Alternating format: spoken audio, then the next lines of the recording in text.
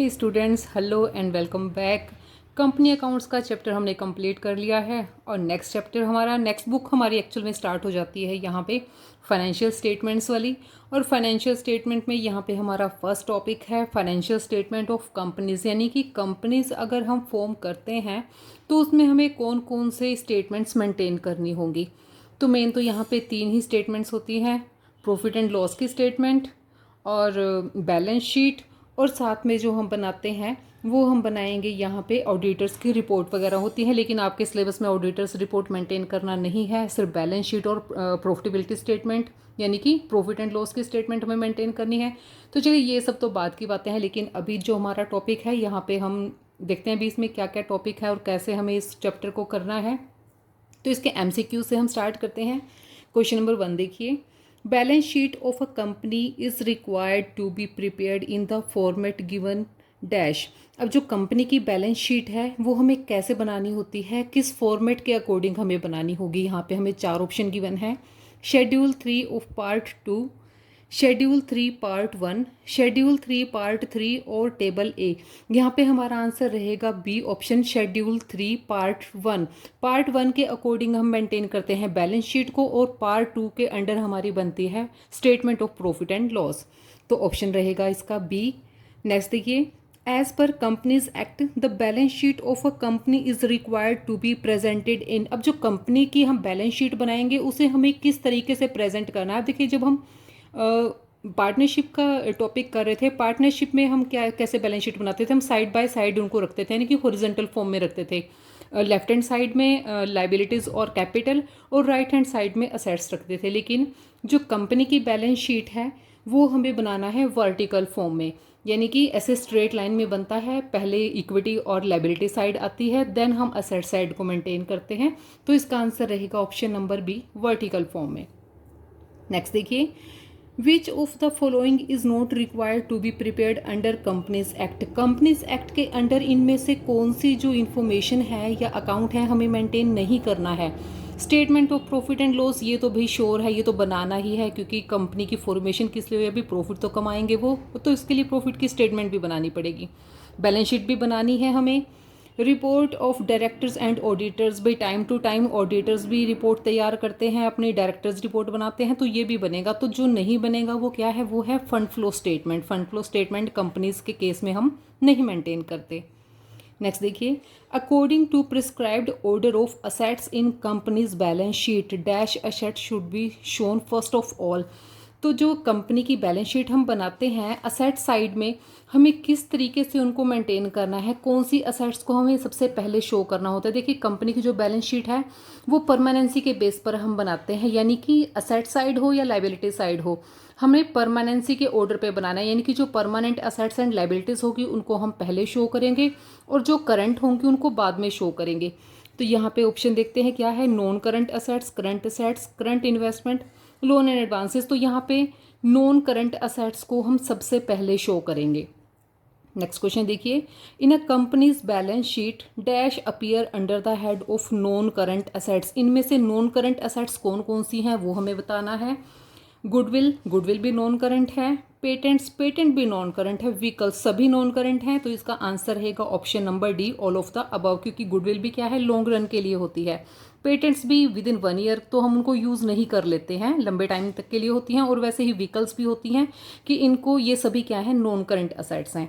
Next question देखिए, कालीन arrear appear in companies balance sheet under कालीन अरियर। कालीन अरियर होता क्या है, देखिए जब हम बैलेंस शीट अभी अभी हमने क्या है कंपनी अकाउंट्स का टॉपिक कंप्लीट किया था।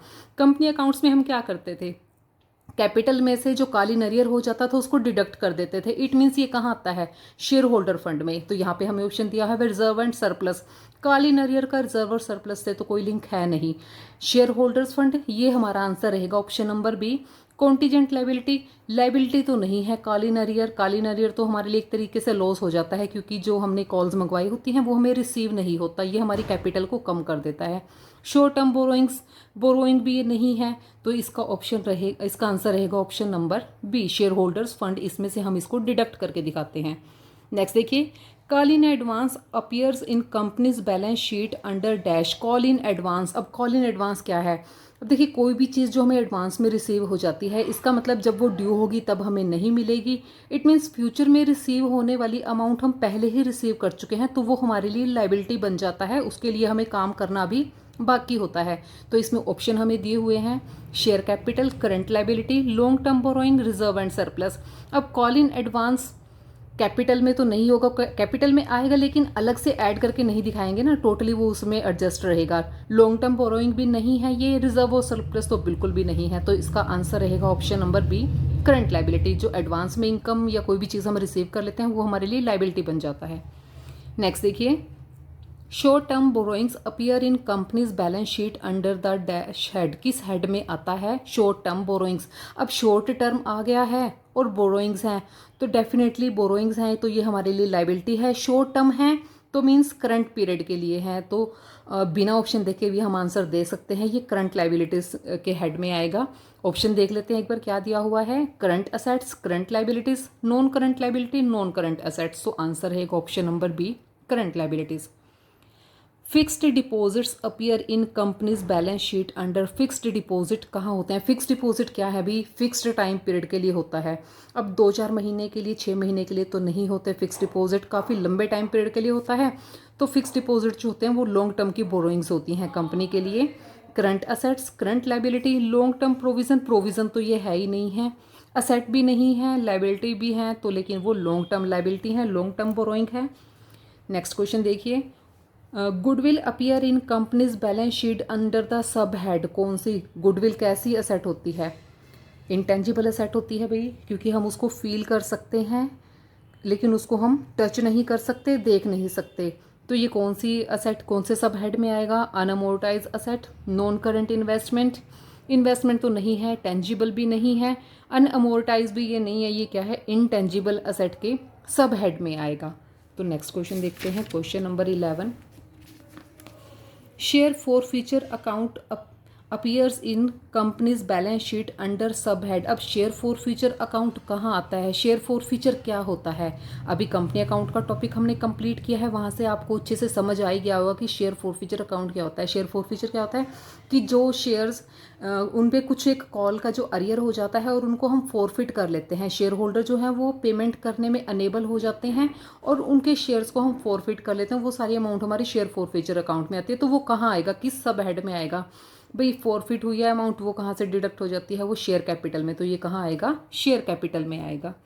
ऑप्शन क्या है? Share capital, reserve and surplus, commitments and contingent liability. तो आंसर रहेगा option number A, share capital.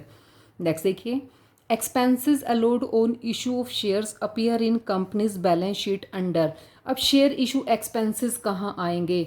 Share issue expenses कौन से होते हैं भाई? जब हम शेयर्स को इशू करते हैं और उनको इशू से रिलेटेड हमें कुछ ना कुछ छोटे मोटे एक्सपेंसेस करने पड़ते हैं, और ये कौन से एक्सपेंसेस होते हैं? कैपिटल नेचर के एक्सपेंसेस होते हैं, जो हम कैपिटल नेचर की इनकम्स में से या प्रॉफिट्स में से इनको हम राइट ऑफ करते हैं या अमोर्टाइज करते हैं। तो ये कौन से हो जाते हैं? अनअमोर्टाइज्ड एक्सपेंडिचर की कैटेगरी में हम इनको काउंट करते हैं। नेक्स्ट देखिए, security premium reserves appear in companies balance sheet under. अब सिक्योरिटी प्रीमियम रिजर्व आ गया, रिजर्व वर्ड लगा हुआ है तो ये रिजर्व और सरप्लस में ही आएगा। तो इसका ऑप्शन देख लेते हैं, अभी क्वेश्चन में क्या दिए हुए हैं? Share capital, long term provision, short term provision, reserve and surplus. Reserve and surplus के इसमें हेड में आते हैं ये।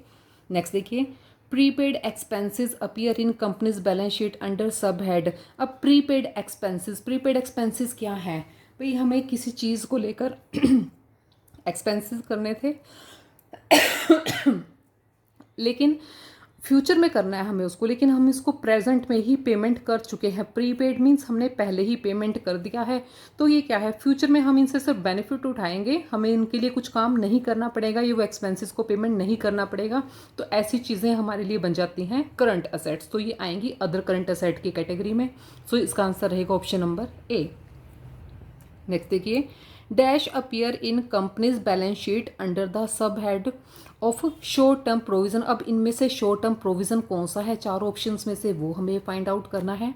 ऑप्शन देख लेते हैं पहले क्या है। Interest accrued but not due on borrowing. Interest accrued है भाई, ये तो प्रोविज़न से कोई लिंक ही नहीं है इसका। प्रोविज़न फॉर टैक्स, हाँ देखिए ये है। और शॉर्ट टर्म प्रोविज़न कैसे है, प्रोविज़न फॉर टैक्स, टैक्स देखिए हमें एनुअली पे करना पड़ता है, हर साल हम पे करते हैं, तो ये जो विद इन 1 ईयर के टाइम पीरियड में होते हैं वो शॉर्ट टर्म होते हैं। तो बाकी तो तीनों ऑप्शन का प्रोविज़न से कोई लिंक ही नहीं है, सिर्फ एक ही प्रोविज़न दिया हुआ है और वही हमारा आंसर है option number B. Question number 16 देखिए। Provision for tax appear in companies balance sheet under the sub head. अब वही क्वेश्चन दोबारा से रिपीट करके इन्होंने घुमा के दे दिया है, सेम वही क्वेश्चन है। प्रोविज़न फॉर टैक्स कंपनी की बैलेंस शीट में हम कहाँ शो करेंगे भी, शॉर्ट टर्म प्रोविजंस में शो करेंगे इसको, क्योंकि विद इन 1 ईयर हमें टैक्स पे करना होता है और 1 साल के लिए ही हम प्रोविज़न क्रिएट करते हैं। नेक्स्ट देखिए। Bill receivable appear in companies balance sheet under the sub head. Bill receivable कहाँ आते हैं, बिल रिसीवेबल और डेटर्स दोनों सेम कैटेगरी के होते हैं और दोनों के दोनों आते हैं ट्रेड रिसीवेबल्स में, ठीक है ना। तो इसके ऑप्शन देखिए क्या गिवन है। Current investment, bill receivable investment तो नहीं होते, कैश इक्विलेंट भी नहीं होते, ट्रेड रिसीवेबल्स, जी हाँ इसका आंसर रहेगा option number C, trade receivables. Debtors और बिल रिसीवेबल्स दोनों इसी कैटेगरी में आते हैं। नेक्स्ट देखिए। Trade investments appear in the companies balance sheet under the sub head. Trade investments किसकी उसमें आएंगे, ट्रेड इन्वेस्टमेंट करंट इन्वेस्टमेंट में, non current investment, intangible asset, short term loans and advances. अब देखिए ऑप्शन ए और D ये तो इसका आंसर होने वाले बिल्कुल, सॉरी सी और डी तो बिल्कुल भी आंसर नहीं है, ए और बी में से हो सकता है। तो ट्रेड इन्वेस्टमेंट जो होते हैं वो नॉन करंट इन्वेस्टमेंट्स होते हैं, करंट इन्वेस्टमेंट्स नहीं होते हैं। तो ये ऑप्शन बी जो है हमारा आंसर रहेगा इस क्वेश्चन के लिए। सो अभी के लिए इतना काफ़ी है, नेक्स्ट क्वेश्चन हम करेंगे नेक्स्ट वीडियो में। तब तक के लिए keep watching and keep learning. Thank you so much.